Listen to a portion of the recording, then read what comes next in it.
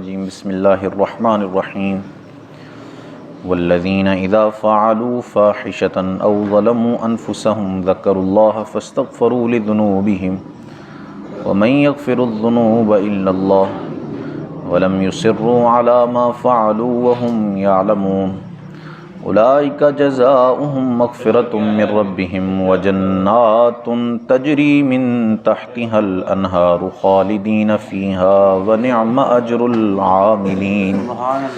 قد خلت من قبلکم سنن فسیروا فی الارض فانظروا کیف کان عاقبۃ المکذبین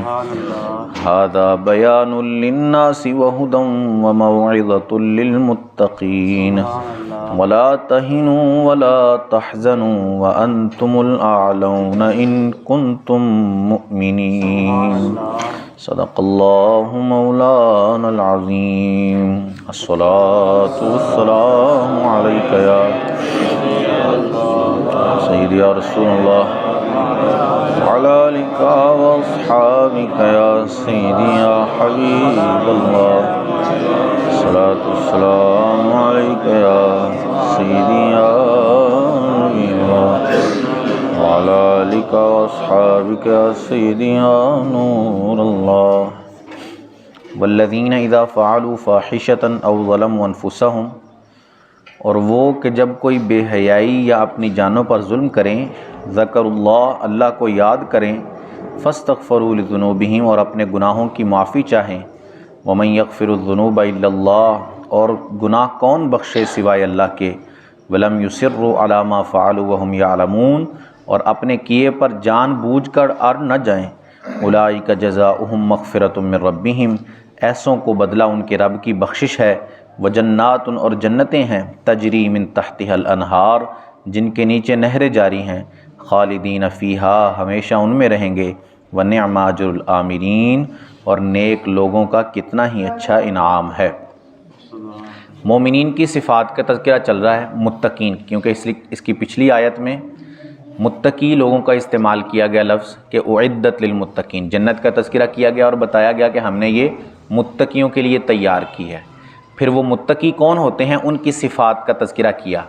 پچھلی آیت میں تذکرہ تھا کہ وہ جو اپنے غصے کو پی لیتے ہیں، صبح و شام یا ہر خوشی غمی میں اللہ کی راہ میں خرچ کرتے ہیں اور لوگوں کو معاف کرتے ہیں اور لوگوں پر احسان کرتے ہیں، یہ صفات بیان کی۔ اس آیت میں جو صفت بیان کی جا رہی ہے متقیوں کی، وہ یہ ہے کہ وہ گناہوں سے تو بچتے رہتے ہیں، لیکن اگر ان سے گناہ ہو جائے،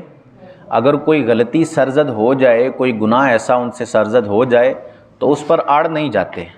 بلکہ فوراً اپنے رب کی بارگاہ میں آتے ہیں اور توبہ کر لیتے ہیں۔ یہ متقیوں کی صفت ہے، یہ نیک لوگوں کا کام ہے کہ بالکل بچنا تو ہے ہی ہے گناہوں سے، لیکن اگر ہو جائے ساتھ گناہ کوئی تو فوراً اپنے رب کو یاد کرنا ہے اور اس سے اپنے گناہ کی معافی مانگ لینی ہے۔ یہ متقیوں کی صفات ہے۔ اس آیت کے شان نزول کے بارے میں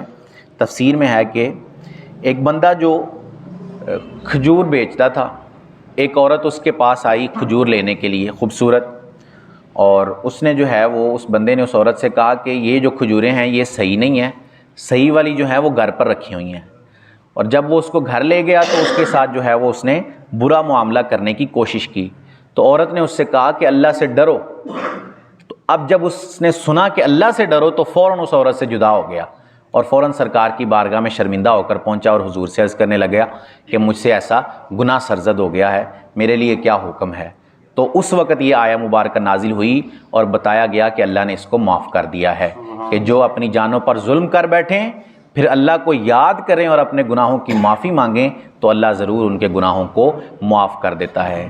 سرکار کے ایک صحابی رضی اللہ تعالیٰ عنہ، آپ سے زنا سرزد ہو گئی، زنا ہو گیا ان سے، تو اب وہ پہنچے سرکار کی بارگاہ میں، فوراً شرمندہ ہوئے اپنے گناہ پر اور سرکار سے عرض کرنے لگے کہ مجھ پر حد قائم کر دیں۔ جو زنا کی حد اسلام نے قائم کی ہے کہ اگر شادی شدہ بندہ زنا کرے تو اس کو رجم کیا جائے، پتھر مار مار کے مار دیا جائے، اور اگر بغیر شادی شدہ جو ہے غیر شادی شدہ وہ زنا کرے تو اس کی سزا 100 کوڑے مقرر کی ہے اسلام نے۔ تو وہ پہنچ گئے سرکار کی بارگاہ میں کہ آپ مجھ پر حد لگا دیں۔ یہ بھی ایمانی جذبہ ہے کہ وہ جانتے ہیں کہ حد لگی تو میں مر جاؤں گا، مجھے مار مار کے پتھر مار دیا جائے گا، لیکن اپنے رب کا خوف ان کے دل میں اتنا زیادہ ہے، وہ جانتے ہیں کہ آج اگر دنیا میں نے سزا بھگت لی تو کل جو ہے وہ قیامت کے دن میں سرخرو ہو جاؤں گا۔ وہ سرکار کی بارگاہ میں پہنچے، اس پہلے سرکار نے اعراض فرمایا، انہوں نے کہا میں نے زنا کیا ہے، حد قائم کریں، سرکار نے توجہ نہیں کی۔ پھر دوسری دفعہ آئے، پھر سرکار نے توجہ نہیں کی، پھر تیسری دفعہ آئے تو پھر سرکار نے جو ہے وہ ان پر حد قائم فرمائی، ان کو رجم کر دیا گیا۔ اب بعض لوگ جو ہے وہ کہنے لگے ان صحابی کے بارے میں کہ یہ بہت بری موت مار گئے ہیں، پتھر مار مار کے مار دیا گیا تو بڑی بری موت مار گئے ہیں۔ سرکار نے وہ باتیں سنی تو سرکار نے ارشاد فرمایا کہ میرے اس ساتھی نے، میرے اس صحابی نے ایسی توبہ کی ہے کہ اگر اس کی توبہ ساری دنیا والوں میں بانٹ دی جائے تو سب کو کافی ہو جائے، ایسی توبہ اس بندے نے کی ہے۔ تو کل بروز قیامت یہ بندہ سرخرو ہو کر اٹھے گا۔ کیوں؟ کیونکہ اس نے اپنے رب کا خوف اپنے دل میں رکھا۔ یہ متقیوں کی صفت جو اللہ نے بیان کی اس پر وہ پورا پورا اترے کہ اپنی جان پر ظلم کر لیا، گناہ کر لیا تو اڑے نہیں اس پر، یہ نہیں کہ اصرار کیا، پہلے تو مانا ہی نہیں اپنے، ہمارے ہاں تو ہے کہ ماننے کا رواج نہیں ہے۔ پکی جو سچی توبہ ہوتی ہے اس کا سب سے پہلا رکن ہوتا ہے کہ اپنے گناہ کا اعتراف کیا جائے، اللہ کی بارگاہ میں یہ مانا جائے کہ یہ مجھ سے غلطی سرزد ہوئی ہے، یہ مجھ سے گناہ ہوا ہے۔ پھر دوسرا اس کا جو رکن ہے وہ یہ ہے کہ اس پر شرمندگی کا اظہار کیا جائے، یہ کہا جائے کہ میں شرمندہ ہوں اپنے اس گناہ پر۔ پھر تیسرا رکن ہے کہ آئندہ کے لیے یہ پکا عہد کیا جائے کہ آئندہ میں اس گناہ سے بچوں گا، یہ گناہ نہیں کروں گا۔ پھر بندے کی سچی توبہ ہوتی ہے۔ توبہ قبول ہونے کے لیے یہ تین چیزیں ضروری ہیں۔ ہمارے ہاں لوگ کرتے ہیں یہ کانوں کو ہاتھ لگا لیا، توبہ توبہ الفاظ بول دیے منہ سے، ایسے توبہ نہیں ہوتی۔ توبہ کے تین ارکان ہیں، گناہ کا اعتراف، اپنے گناہ پہ شرمندگی کا اظہار، اور تیسرا ہے کہ آئندہ کے لیے پکا عہد، وعدہ اللہ سے کہ میں اب سے اس گناہ سے بچوں گا۔ تو پھر یہ پکی توبہ ہے۔ اس توبہ پر اللہ عز و جل ضرور بندے کو معاف فرمائے گا، کیونکہ اللہ نے فرمایا وَمَن يَغْفِرُ الذُّنُوبَ إِلَّا اللَّهُ، اللہ کے سوا کون گناہ معاف کر سکتا ہے؟ وہی ذات ہے جو گناہ معاف کرتی ہے۔ تو جو پھر وَلَمْ يُصِرُّوا عَلَىٰ مَا فَعَلُوا، جو اپنے برے کاموں پر اڑتے نہیں ہیں، ان کے لیے کیا ہے؟ اولئک جزاؤہم مغفرۃ من ربہم، ان کی جزا ان کے رب کی طرف سے مغفرت ہے اور جنتیں ہیں جس کے نیچے نہریں جاری ہیں اور وہ اس میں ہمیشہ رہنے والے ہیں۔ یہ اللہ عز و جل نے توبہ کرنے والوں کے لیے، متقیوں کے لیے تیار کر رکھی ہے۔ قد خلت من قبلکم سنن، تم سے پہلے کچھ طریقے اور بھی گزر چکے۔ فسیروا فی الارض فانظروا کیف کان عاقبۃ المکذبین، تو زمین میں چل کر دیکھو کیسا انجام ہوا جھٹلانے والوں کا۔ ھذا بیان للناس، یہ لوگوں کو بتانا، وہدا اور راہ دکھانا ہے، وموعظۃ للمتقین اور پرہیزگاروں کے لیے نصیحت ہے۔ یعنی اس آیت میں یہ فرمایا جا رہا ہے کہ تم سے پہلے بھی بہت ساری امتیں گزر چکی ہیں،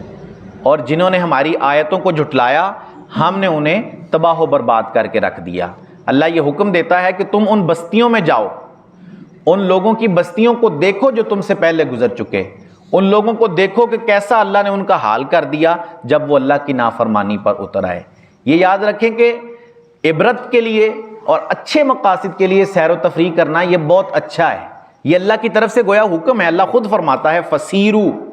جاؤ گھومو پھرو، سیر کرو زمین میں، فانظروا کیف کان عاقبۃ المکذبین، اور عبرت حاصل کرو، دیکھو ان لوگوں کو کہ جن کو ہم نے تباہ و برباد کر دیا، اس سے عبرت لو اپنے لیے، اور یہ دیکھو، وجہ دیکھو کہ اللہ نے کیوں ان کو تباہ و برباد کیا، کیا وجہ تھی کہ وہ اللہ کی نافرمانی میں مبتلا تھے۔ تو تم ان سے عبرت حاصل کر کے اس کی نافرمانی سے بچ جاؤ تو وہ تمہیں ضرور معاف فرما دے گا۔ یہ اللہ عز و جل کی طرف سے حکم ہے، کیونکہ اللہ فرماتا ہے کہ یہ ہم لوگوں کو ہدایت دیتے ہیں اس کے ذریعے۔ جو لوگ عبرت حاصل کرنے جاتے ہیں تو اس کے ذریعے لوگوں کو ہدایت ملتی ہے، اور نصیحت ہوتی ہے اس میں پرہیزگاروں کے لیے، اور پرہیزگار اس سے نصیحت حاصل کرتے ہیں۔ وَلَا تَهِنُوا وَلَا تَحْزَنُوا، اور نہ سستی کرو اور نہ غم کھاؤ، وَأَنْتُمُ الْأَعْلَوْنَ، اور تم ہی غالب آؤ گے، إِن كُنتُم مُؤْمِنِينَ، اگر ایمان رکھتے ہو۔ یہاں نبی صلی اللہ علیہ وسلم کو تسلی دی جا رہی ہے کہ احد میں جو معاملہ، پیچھے احد کا تذکرہ گزر چکا، تو احد میں جو معاملہ ہمارے ساتھ ہوا مسلمانوں کے ساتھ، اس پر اللہ نے تسلی دی کہ اس پر آپ غم نہ کھائیں، آپ جو ہے وہ اس پر پریشان نہ ہو، اللہ ضرور آپ کو غالب کر دے گا، ساری دنیا والوں پر اللہ آپ کو غالب کرنے والا ہے۔ تو لوگوں نے دیکھا کہ سرکار نے جو جو پیشن گوئی کی تھی وہ ساری سچ ثابت ہو گئی۔ حضور نے کہا تم روم کو پالو گے، تم سلطنت روم جو ہے وہ قابو میں کر لو گے، مسلمانوں نے کر لی قابو میں، ایران کی سلطنت قابو میں آ گئی، اور بھی بہت ساری اس وقت کی سپر پاورز جو تھیں ان کو مسلمانوں نے زیر کیا اور اپنے قابو میں کر لیا، کیونکہ اللہ نے فرمایا تھا کہ وَأَنْتُمُ الْأَعْلَوْنَ، سستی نہ کرو اور غم نہ کھاؤ، تم غالب آنے والے ہو، اللہ عز و جل تمہیں ضرور غالب کر دے گا۔ تو اس پر سرکار صلی اللہ علیہ وسلم کو تسلی دی گئی۔ اللہ عز و جل سے دعا ہے کہ اللہ عز و جل ہمیں قرآن کی فہم عطا فرمائے، آمین بجاہ خاتم النبیین صلی اللہ علیہ وسلم۔ اللہم صلی علی سیدنا و مولانا محمد معدن الجود والکرم وعلی آلہ واصحابہ وبارک وسلم۔ مالک کریم عز و جل نماز فجر ادا کرنا، درس کرنا، سننا اپنی بارگاہ میں قبول فرما، غلطیاں، کوتاہیاں، گناہ، خطائیں، لغزشیں اپنی رحمت سے معاف فرما، ہم سب کی، ہمارے والدین کی اور رسول کریم صلی اللہ علیہ وسلم کی ساری امت کی بخشش فرما، ہم سب کو استقامت کے ساتھ، خلوص کے ساتھ 5 وقت با جماعت نماز ادا کرنے کی توفیق عطا فرما، مالک کریم نیکیاں کرنے اور گناہوں سے بچنے کی توفیق عطا فرما۔